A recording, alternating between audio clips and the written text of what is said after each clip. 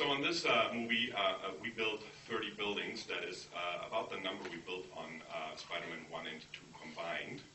And obviously we're trying to get better in every movie. And the first sequence where we saw previs was the Peter Goblin fight, and this is some really, really early previs. And once we saw that, it was clear that we pretty much needed to recreate this alley completely with computer graphic buildings. So, there is no alley that is as long as this, and we decided to go to downtown LA, and Neil Spacek, the production designer, he found 15 buildings in downtown LA, and we sent our survey team to kind of acquire those buildings. And they spent pretty much like a week and a half there, kind of measuring all these buildings and taking hundreds and hundreds of photographs. I think Scott's there looking at some buildings. And they bring all of this footage back, and it was not a very pleasant job to kind of walk around in these buildings in downtown LA. And we also thought about maybe coming back at night, and then we decided, no, let's don't do that. So anyway, this is us here basically kind of, just looking at these buildings and making sure that we can actually kind of photograph them from as many angles as we can. And this is Grant Anderson, the CG supervisor who was in charge of this little project.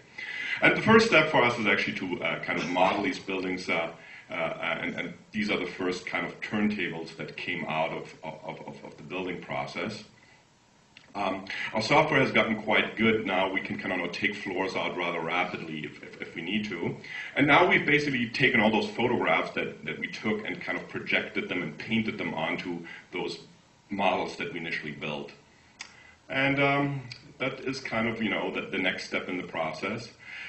One of the problems we had, we couldn't actually get to the back of the buildings, and we couldn't even photograph them because they were kind of, not available to us. So, rather than kind of making up the back of the buildings, we decided to just concentrate on the front of the buildings.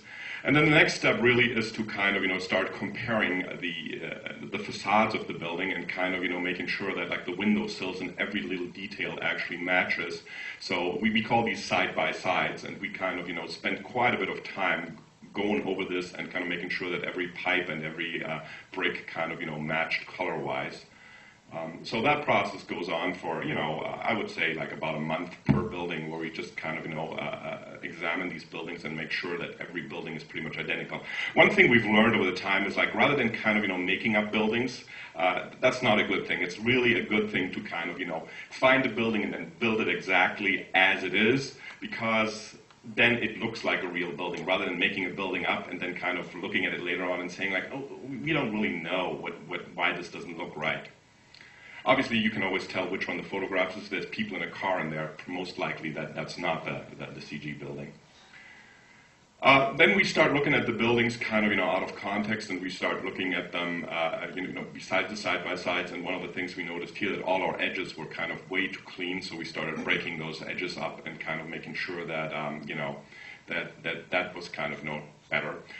The graffiti here, we weren't quite sure if we could use it, if this was a legal issue or an artistic issue, so we took all the graffiti out and then painted our own graffiti and put it back in again.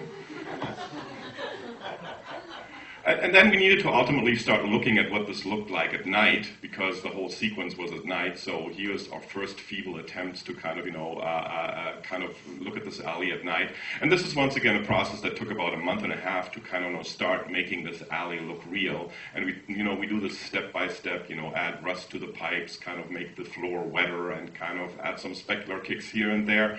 And as time progresses, things get slightly better, and then all of a sudden we felt like we had done enough of this, and we decided to kind of, finish a shot, and this is one of the shots that kind of, is in the movie. So it was good to kind of do that sort of look development in a shot rather than kind of doing it on something abstract.